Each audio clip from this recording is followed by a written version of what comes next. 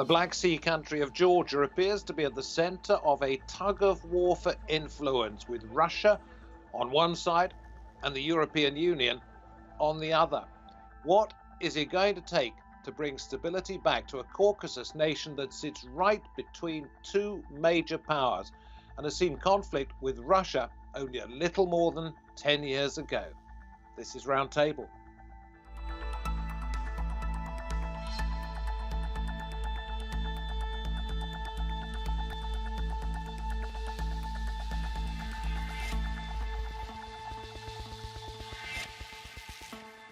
Welcome to the programme. I'm David Foster. The European Union did manage to get all Georgian parties to the unrest together recently. The question is, will another meeting planned for later this month change anything? This was the scene last month, a police raid on the opposition leader Ghia Nodia, who was placed under arrest. It was the moment that months of tensions came to a boiling point. Georgia has been in a political crisis since disputed elections in October of last year, won by the ruling Georgian Dream Party. The new parliament opened in December after weeks of talks, but opposition parties boycotted and refused to take their seats.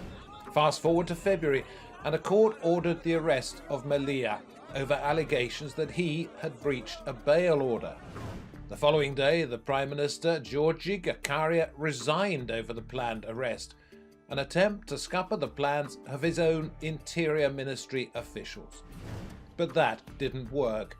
Just days later came the raid, and Ilia was in police custody. A further act in the drama came from the European Council President, Charles Michel, who came on a surprise visit and chaired talks with the opposing sides. The European Union calls on all parties to intensify their efforts to defuse the situation and to meet to find common ground.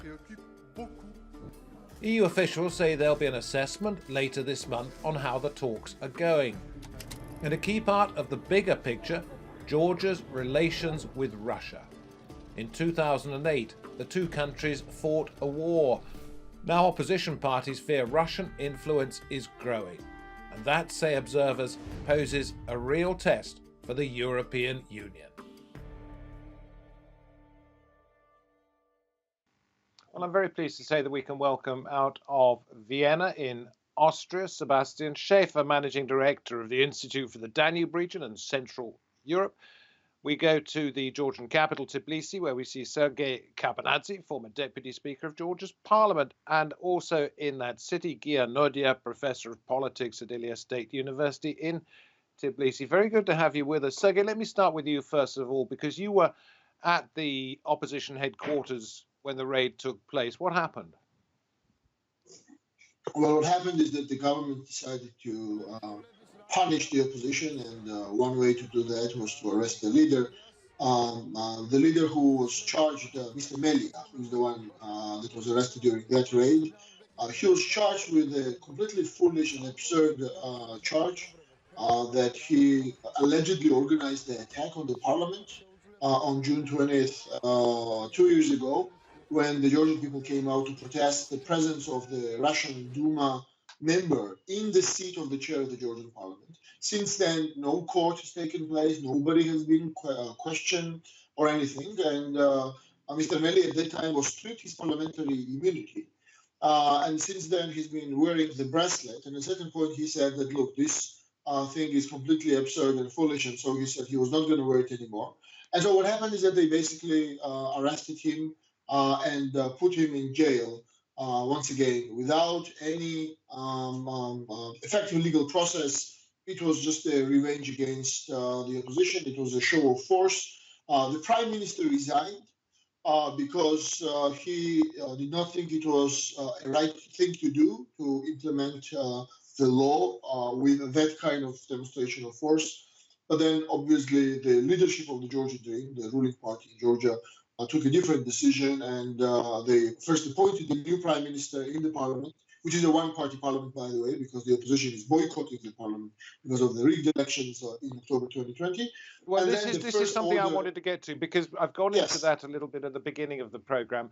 You believe do you, that the elections were rigged? Because observers have said, yes, they were flawed, but they were okay, they were legitimate in a way. Well, actually, there's not a single observer report which said that the elections were legitimate. What the observers said, something that the Georgia Dream is often citing, is that elections were competitive. And yes, they were competitive because there was a very strong opposition who actually won the election. So competitiveness is not something that they can boast of. That's not the showcase of the elections being free and fair. Nobody wrote that the elections were free and fair. There were massive irregularities, particularly with the ballot stuffing, things that are on camera. We have a funny case when one of those episodes where somebody is stuffing ballots in the ballot box went to the court, and the judge said, in an obviously politicized process, that, well, yes, he can see that something is being stuffed in the ballot box, but he can never be sure that these are the ballots. And he counted the votes. So with that, with the vote buying campaign, very massive vote buying campaign, and also with the politicization of justice. And because of that, let's go on to what this all means, if we may, for the country of Georgia. And Ghia, let me ask you this. You say it is a make or break moment for the country. Yes, I said that. I think that after these very controversial elections and the opposition's decision to boycott parliament, the government somehow decided that it's actually opportune moment to attack opposition, especially because generally, Western international community did not approve of this decision of the opposition to boycott parliament, and I think Melia's arrest was part of it. But it also has to be put into context because Mr. Garibashvili, our new prime minister, who new and old, he used to be prime minister, but now came back and he replaced the prime minister who resigned, as Sergi just said. His rhetoric had always been that opposition should be destroyed, not just defeated. But please help me here. Please help me. You say it's a make or break moment for Georgia. In what way? Yeah. Okay, what I'm trying to say is that the government wants to destroy the opposition. Okay, that's kind of big picture. And Melia's arrest has to be put into that big picture. And when I'm saying that, I refer to public rhetoric of the Georgian Dream and specifically of Mr. Garibashvili. And this move of our government was met with very, very strong protest and criticism from all our Western partners. And the European Union also sees that for the first time, many European politicians issued very kind of alarmist statements, I would say, that amounting to saying that we are losing Georgia as a partner, that Georgia is moving towards kind of Russia, Belarus, Azerbaijan type of political regime.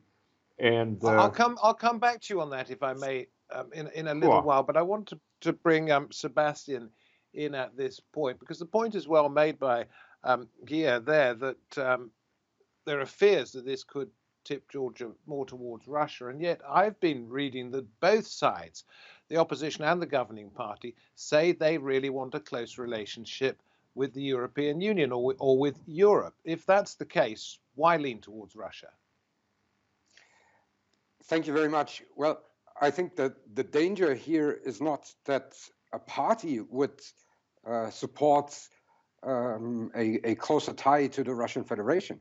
The danger here is if we continue with the polarization and if the democracy in Georgia is on this very make or break moment, I would agree with that, then we will see a development where a unstable situation arises. And we know who is the most important player in the region. And we also know who is more than capable of utilizing instability and interfering in conflict.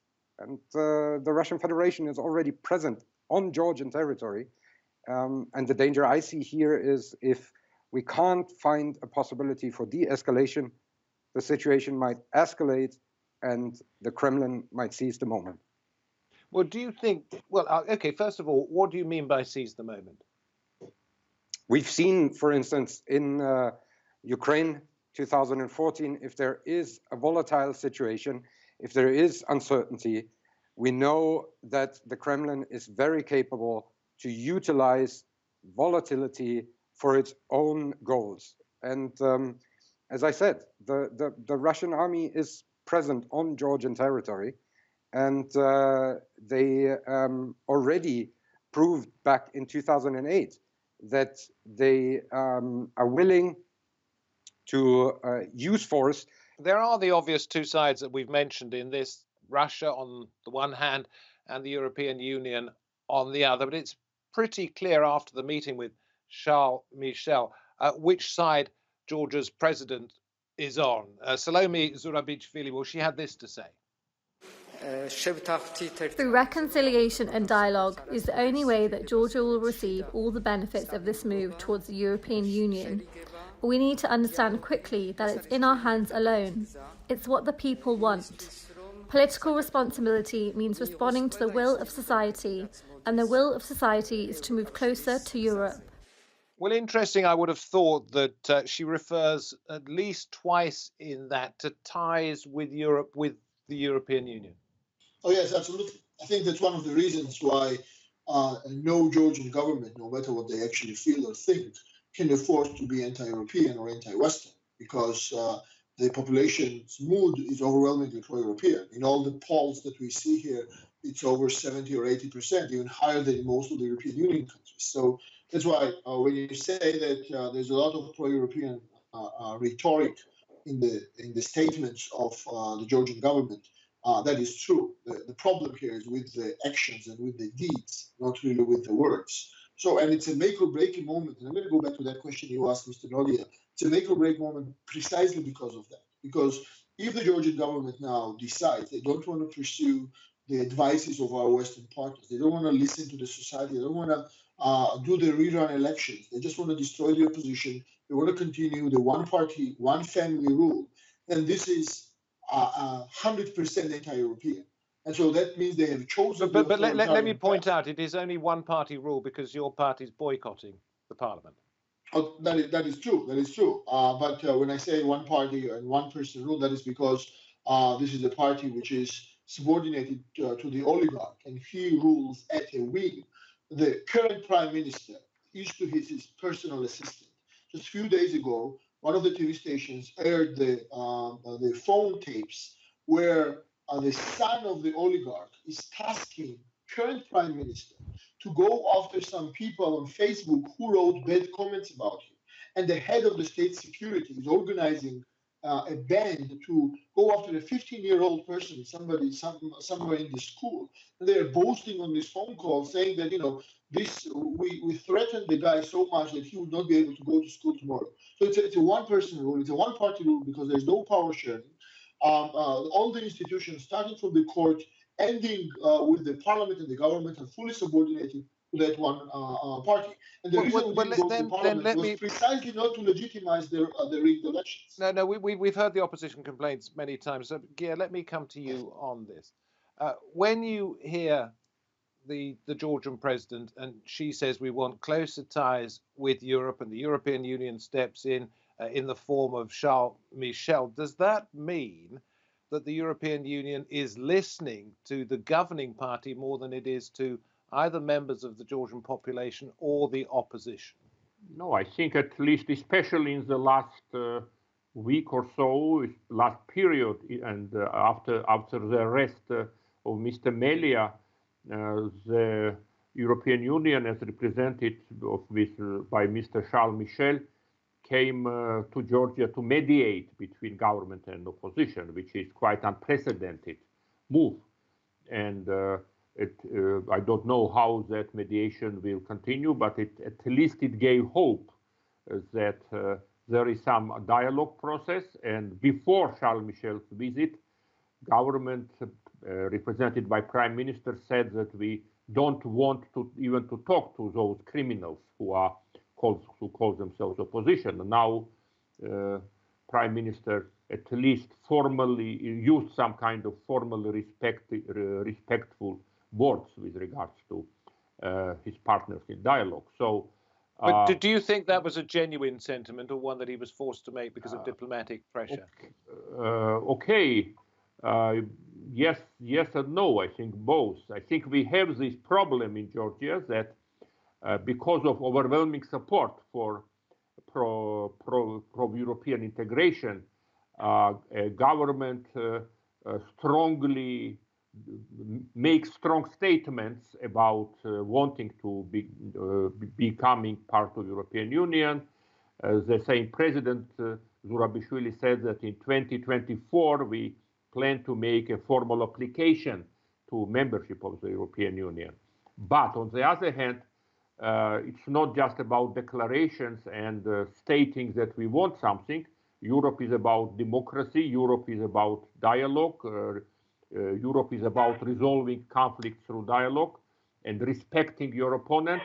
And that we don't see, unfortunately, in the Georgian political system. This is something I wanted to pick up on.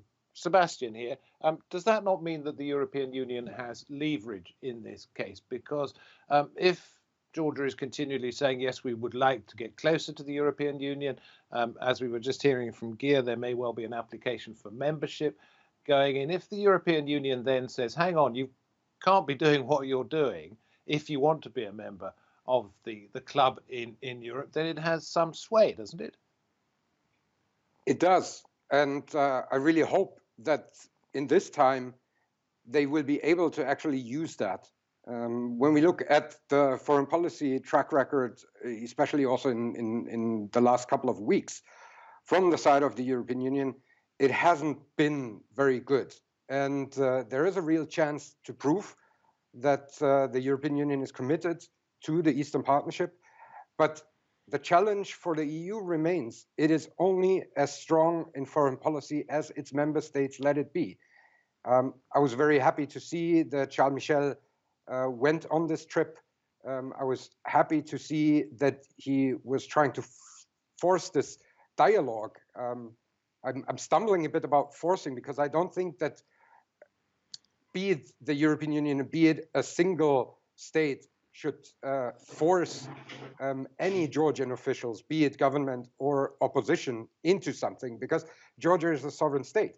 But I think that the stakes are so high that at the moment there's really the need to pressure to bring all parties together and speak to each other again. Because would you say, okay, we understand that, and it could well happen. We will have to wait and see. But do you think there is any chance of the Georgian government wanting to fall even further into Russia's orbit? No, I don't think so. And the same with the opposition. So yeah, how is it likely to happen? How will we see this happen if that is the case? I really hope it doesn't. But as I said, if the polarization continues in the country, and if the situation becomes increasingly unstable, then I would fear that this might set a precedent where the Russian Federation sees the need to intervene again. This has happened in Georgia. This has happened in Ukraine. And this is why it breaks my heart to see that situation. I think we all want the same things. We just need to sit down and talk together again. And it can't be that parties, be it in government or in opposition, try I know what you're saying. You're saying it should happen. Let's hope it happens soon. But Ghia, let me ask you this. If neither party wants to come even further under the influence of Moscow, why would Moscow particularly want to bring Georgia closer to it? Okay, Russia wants a kind of exclusive domination or influence in its neighborhood. I think it's quite obvious that Russia does not hide it, so it cannot just blatantly force anything on Georgia unless it invades all of it this time, but it is quite good at using any weaknesses in countries of its neighborhood. So if Georgia is no longer seen as at least an aspirant democracy and loses its support in the West, it's not terribly strong anyway, but the support that Georgia has in Europe is largely based on the perceptions that Georgia may be a very complex country and its democracy is very imperfect, but at least it keeps trying to develop democratic institutions. But if Georgia is going in other direction, and that's the perception, that Georgia is becoming not like European democracies, but more like Belarus or Azerbaijan in its internal political system, then Georgia will have much less support from Europe, and the Russian influence in Georgia will increase. I think that's kind of the logic we can see here. Do you share Sebastian's view that we may well see some kind of overt gesture from Russia, given the fact that it has an awful lot of military in and around the region? Or do you think it'll just wait for Georgian democracy perhaps to crumble and then use its influence in a covert way? No, I don't expect at this moment at least any kind of open invasion or something like that. But as I said, Russia is very able, very good at using our weaknesses. And yes, I think any kind of disorder, turmoil in Georgia, and any defeat of its democratic aspirations will be used by Russia politically one way or the other. Sergei, what do you think needs to be done to prevent the kind of scenario that we've heard, although in different forms, from both Sebastian and from Ghia? I think we need to have a substantial agreement around the framework that Charles Michel, when he was here, gave to the participants. I think the first important issue is to agree on the date of the new elections and to set up the rules so that the elections cannot be rigged. And there are a lot of progress has been made on that particular front. The second thing, the second part is the stopping once and for all of the political persecution, releasing Mr. Melia. There's another political prisoner, Mr. Rurua, and just stopping the using of justice for the political means. And I think that will be enough to diffuse the tensions at this moment, and then see how the elections go, and whoever wins, wins. I think that's the only way to soothe the situation now and move forward, and not to fall into the Russia's hands. I want to ask you, we don't have very much time here, but just to give us your sense of where it appears to have gone wrong, if it has gone wrong, in Georgia, in that country's search for an even democracy. It's a particular mode of governance which emerged here, which is the source of this problem. It's the governance by one man, a very wealthy individual who made his fortune in Russia, who is very transactional, doesn't really have European values per se, it's just whatever works for him. And in his quest for power, I think at a certain moment he realized that if he loses the elections, he might lose everything. So for him, it has become a matter of life and death, figuratively and also, actually speaking. So I think at a certain moment he made a decision, does not care. He will rig the elections. He will destroy the opposition. He will go after the free media. So there you have somebody who said he believed. There you had somebody who did say he believed in democracy. According to you, doing this just for his own ends. What's to say that the next party to come into power in Georgia wouldn't be led by somebody exactly the same? I think the guarantee for that would be to have the coalition government. And I think the proportional parliamentary system that we all managed to get, however, Mr. Ivanishvili, once again, did not do his part of the bargain to the end. So we have now semi-proportional. So the proportional system, which should be enforced in the next elections, would be a guarantee of that, where there will be power sharing between different parties. There wouldn't be a one-party rule, simply because it would be impossible in that particular system. With more checks and balances, with more power sharing, and with more understanding that it's not really one person who governs. I need to throw that to Sebastian. We've got about 45 seconds. Is that at all likely, in your opinion? I don't think that new elections will solve anything, because the polarization is as it is. We need a gesture of building bridges, overcome this division, within the Georgian society. When I talk with my contacts in Georgia, they say you need to choose a side at the moment in this political climate, and that needs to stop. I'm all for coalition governments. Again, I'm not telling anyone in Georgia how they should overcome this crisis. I can only tell my observation, and I think it would be a good thing to sit down together and get some gestures and prevent. We will see revenge. Later on this month whether Charles Michel manages to bring all the sides together and what the result of those conversations, if they happen, are. Thank you for taking part in the program, and wherever you happen to be watching this edition of Roundtable, we thank you very much indeed for your time. You can get many more of our programs on our YouTube channel. That is TRT World Roundtable on YouTube. From me, David Foster, from the team that always makes this possible. See you next time, we hope. Bye-bye.